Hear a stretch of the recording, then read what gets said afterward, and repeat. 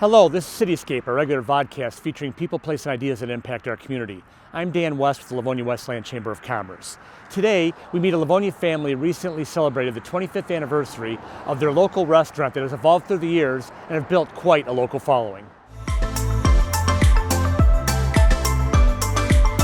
The Maynella family purchased Pizza Man, a diner on Plymouth near Merriman, in October 2000 and renamed it Luigi's Pizza and Subs, with a cafeteria-style setup that was popular for lunch. In 2012, the family renovated the restaurant, added a bar, and transitioned into a fine dining restaurant with a focus on dinner business, with a menu featuring many family-influenced Italian dishes. It was renamed Luigi's Trattoria Pizzeria.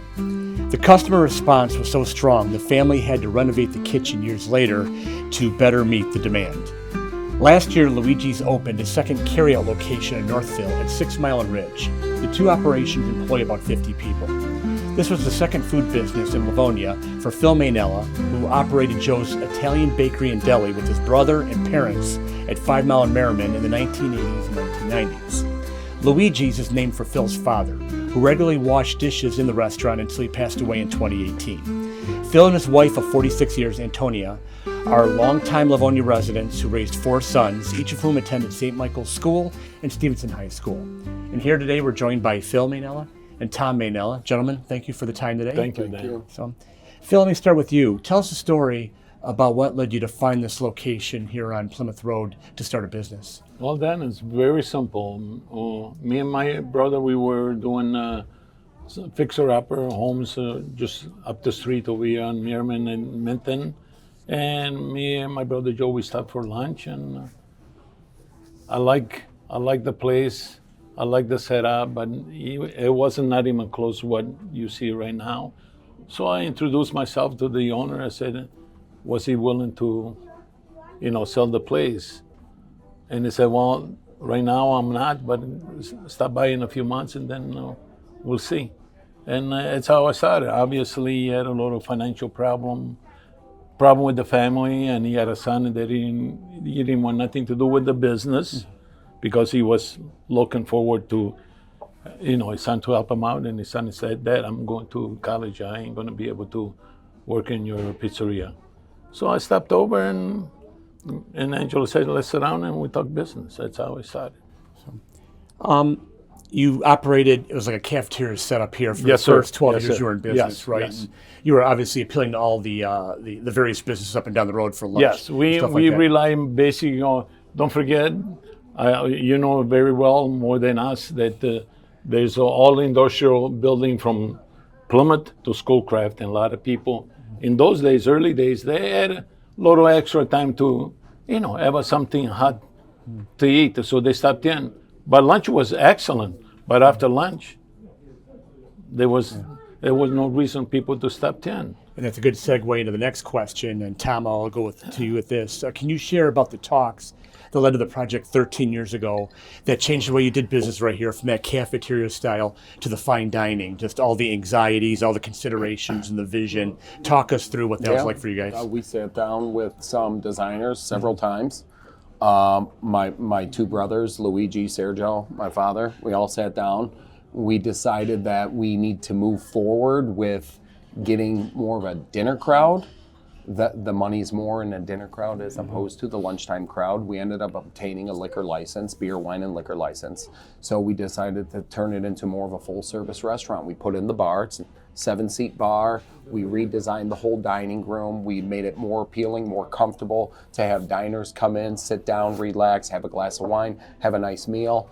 Was there a little concern when we did it? Yes, because the financial market was kind of depressed a little bit. It was after the housing market crash and people were still struggling a little bit, but we decided to reinvest in the business, and we worked hard and we've developed the business that we have now. At what point did you think this new version of Luigi's was becoming successful?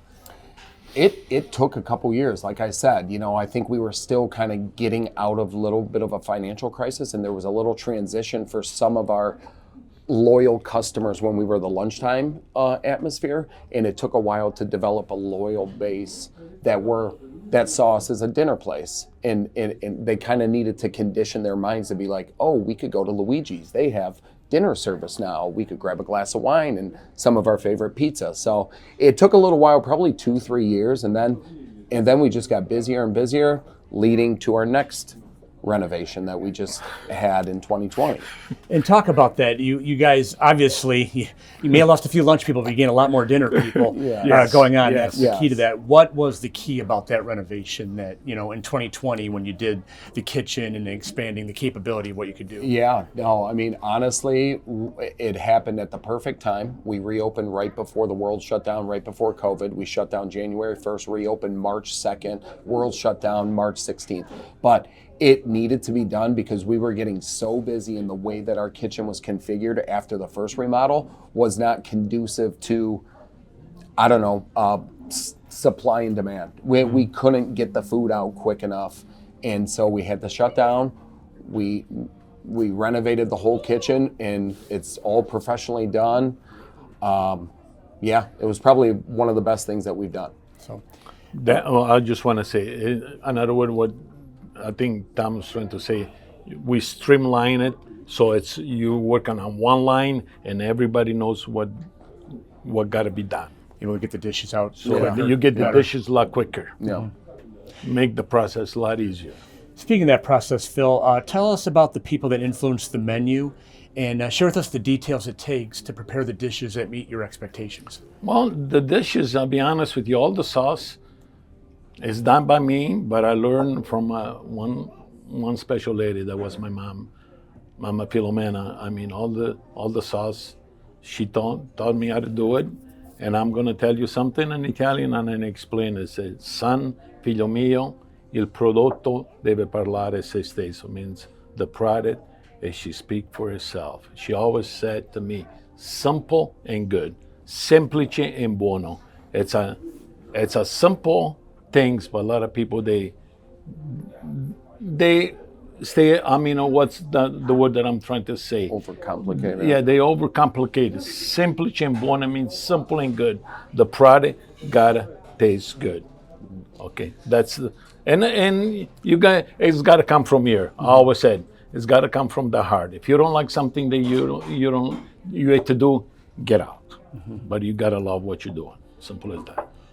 And you get in here pretty early in the morning to do the preparation for that stuff. Then a lot of people, they say, well, you go there so early. Well, you tell me if you know any other way to make it stuff from scratch. I get here about 10 to 7 o'clock every day, Monday through Sunday. I work 7 days a week. I give my boys a day off, but the owner then should have at least one day off. But I'm still healthy. Like I said, I still could do it. I get over here, and these guys, my son, they ain't gonna tell me what to do because I already know. It's in here. I already know what I got to do for that day. And we do have a great team of people in the back. We've had people that work for us for, over a decade. And my brothers know how to do everything. Sometimes I have a tendency to get in the way back there a little bit. I'm up here quite a bit, but that's okay. But we got a great team of people. They execute. They're creative. They're constantly trying to figure out new dishes, new specials. So I mean, this business is constantly evolving. So we're always creating something new and fresh. But then he is right, because I could do so much by myself.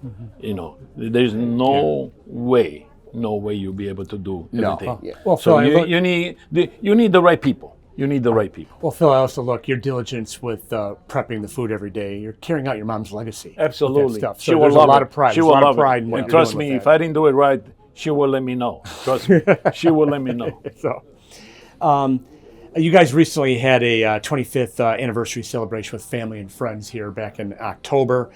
Tom, tell us what that night was like, and when you look back at 25 years of being at this place, what did that night mean to you? Yeah, no, that was special. Honestly, we had an overwhelming response. We put the RSV. It was like last minute to plan this.